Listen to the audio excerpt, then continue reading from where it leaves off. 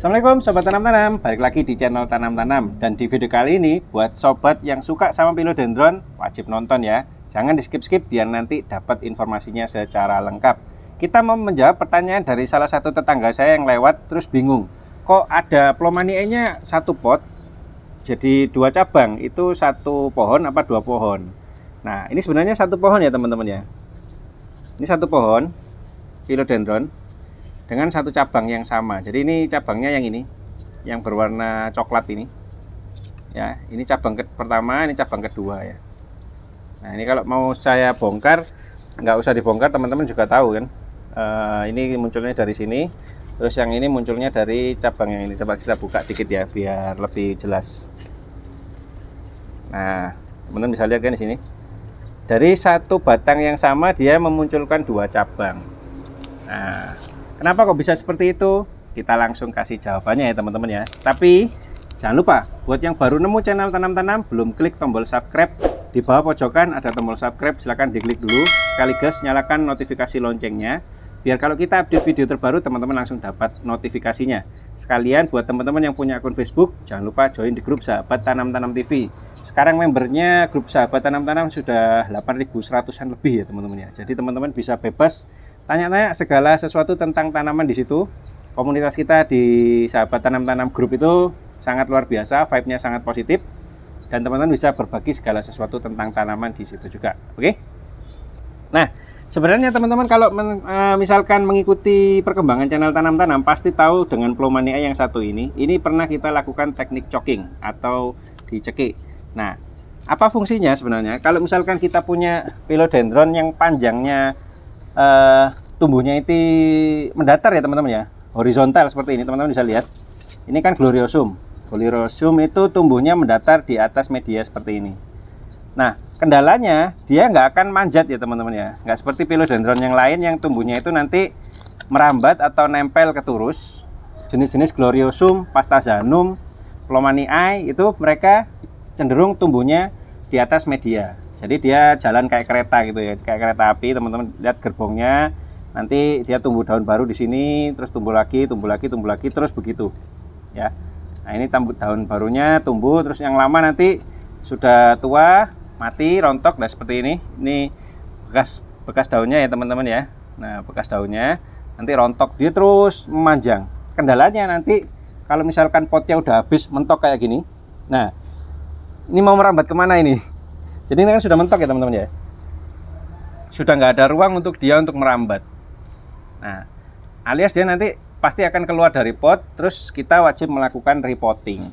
Nah, buat teman-teman yang pengen misalkan nggak pengen melakukan repotting atau pengen memperbanyak si tanaman Philodendron yang jenisnya merambat di atas media seperti ini kayak kereta api, kita bisa lakukan teknik choking. Nah, caranya sangat simpel teman-teman. Cukup siapkan pisaunya yang steril, pisau grafting atau pisau apapun itu ya, pokoknya yang steril. Boleh pakai cutter, boleh pakai pisau grafting ya. Yang jelas disterilkan terlebih dahulu dan juga harus sudah bersih ya. Ini meskipun ada noda-nodanya gini, ini sudah steril ya teman-teman ya, aman saja. Nah, kita lakukan teknik choking. Teknik choking itu kita ngambilnya di antara dua ruas node. Yang dimaksud node itu seperti ini teman-teman. Nah, ini yang warna putih, ini adalah calon tunas yang disebut dengan node atau nodul. Nah, kalau Palapilo biasanya dia letaknya di antara seludang-seludang daun. Jadi di antara tempat keluarnya batang. Jadi ini misalkan calon batang untuk daun, ya, calon petiol. Ini juga ada calon petiol. Di tengahnya pasti ada nodul. Nah, ini kalau kita lihat dari sini ya. Nah, ya kan, kelihatan ya, calon tunas baru. Jadi ini batang daun atau petiol. Ini ada lagi batang daun. Di antara dua batang daun ini, yang sini dan sini, satu ruas ini ada di tengah yang namanya calon tunas atau nodul ini. Nah, caranya sangat simpel, kita hanya perlu melukai. Nah, ini karena sudah mentok ya, punya saya pilonya Gloriosum sudah mentok sampai sini. Biar nanti saya punya cadangan, saya akan bikin yang namanya choking. Jadi kita cekik atau kita potong, tapi motongnya ini nggak sampai penuh nanti teman-teman ya. Kita potong ini maksimal di 3/4, jadi kita sisakan 1/4, antara separuh sampai 3/4 ya teman-teman ya. Nah, seperti ini. jadi nggak dipotong total. Nah seperti ini ya teman-teman ya. Ini kalau kita ukur, saya masukkan pisaunya ya. Nah, ini hampir separuh ya teman-teman ya. Separuh batang kita kerat atau kita potong seperti ini. Nah, nanti fungsinya apa? Fungsinya itu nanti dia akan mengaktifkan node-node yang terdapat di antara ruas-ruas daun. Bisa nanti yang aktif di sebelah bawahnya atau yang aktif di bagian sebelah atasnya. Nah, kita tambah lagi nggak apa-apa. Asalkan diingat-ingat jangan sampai motong di mata tunas atau di nodenya tadi. Nah, seperti ini ya teman-teman ya. Nah, ini kan ada bekas daun. Ini ada bekas daun juga. Jadi ini adalah ruas daun dan ini ruas daun. Nodenya itu pasti terletak di tengah-tengah sini. Biasanya bisa di bagian bawah batang atau di samping-sampingnya. Ya. Nah, ini kita lukai.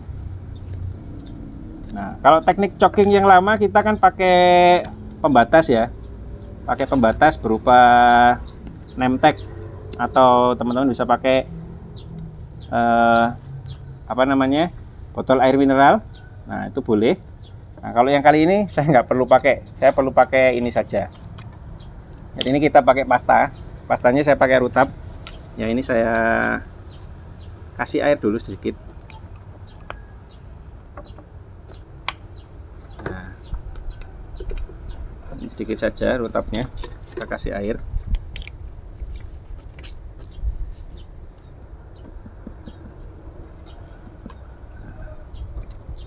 Oke. Ini rutap atau teman-teman bisa pakai antrakol juga boleh, serbuk setek mereknya apapun juga boleh.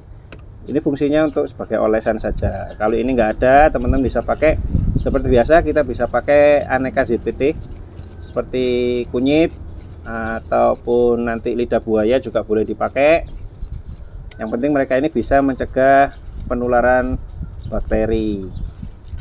Ya, serbuk stek ini juga selain untuk penutup luka, dia juga berfungsi untuk ZPT, zat pengatur tumbuh, sehingga nanti tunasnya cepat tumbuh ya. Nah, ini tinggal kita oles saja.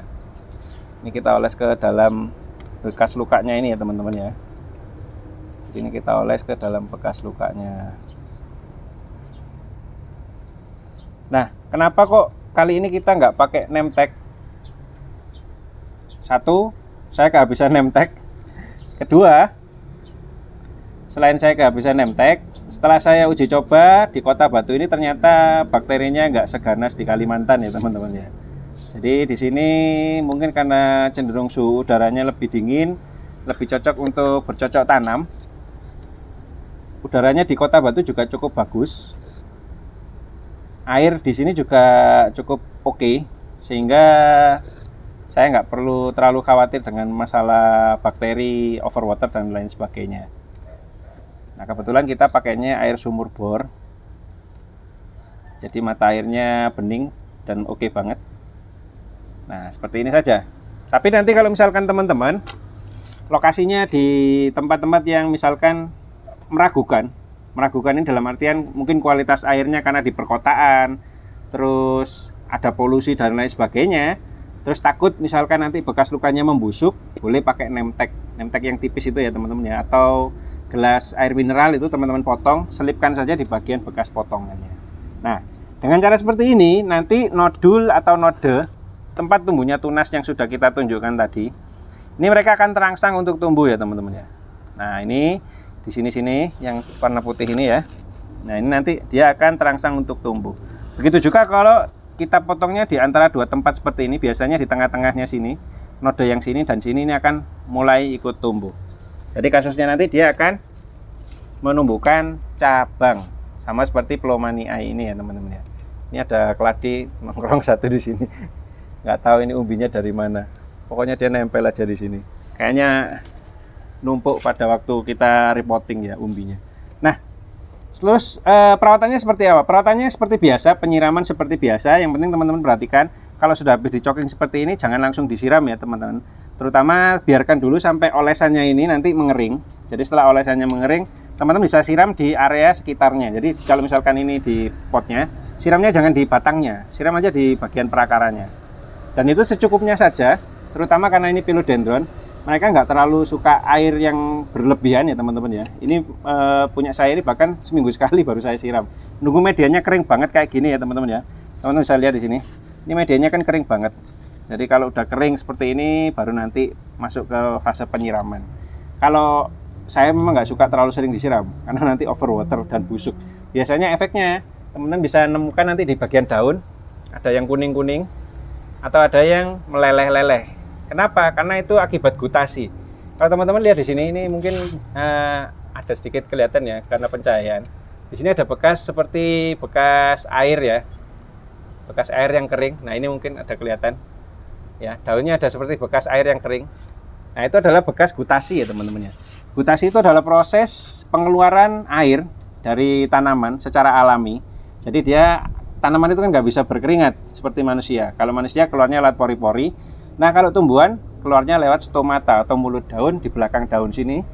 Akhirnya kelebihan air dikeluarkan lewat situ kalau malam numpuk. Nah, kalau pagi kelihatan tetes air di ujung daun itu namanya gutasi. Kalau orang kita bilangnya embun pagi. Nah, seperti itu ya teman-teman ya. Kelebihan atau kebanyakan mineral di dalam media terus keluar jadi gutasi, nanti jadinya ngeflek di bagian ujung-ujung daun, terus browning tips atau ujung-ujung daunnya nanti jadi coklat-coklat. Ya nggak masalah sih, cuman agak kurang estetik aja.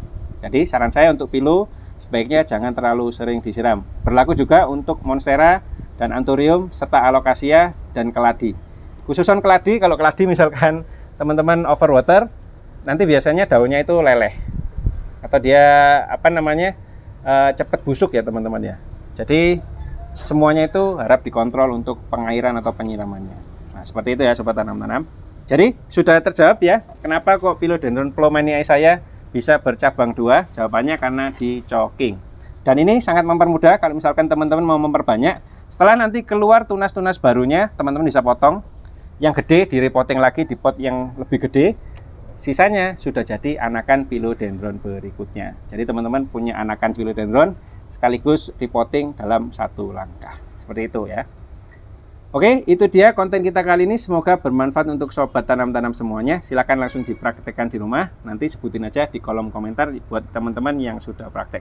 Terima kasih sudah nonton video ini sampai habis. Jangan lupa like dan subscribe-nya. Saya undur dulu. Assalamualaikum warahmatullahi wabarakatuh.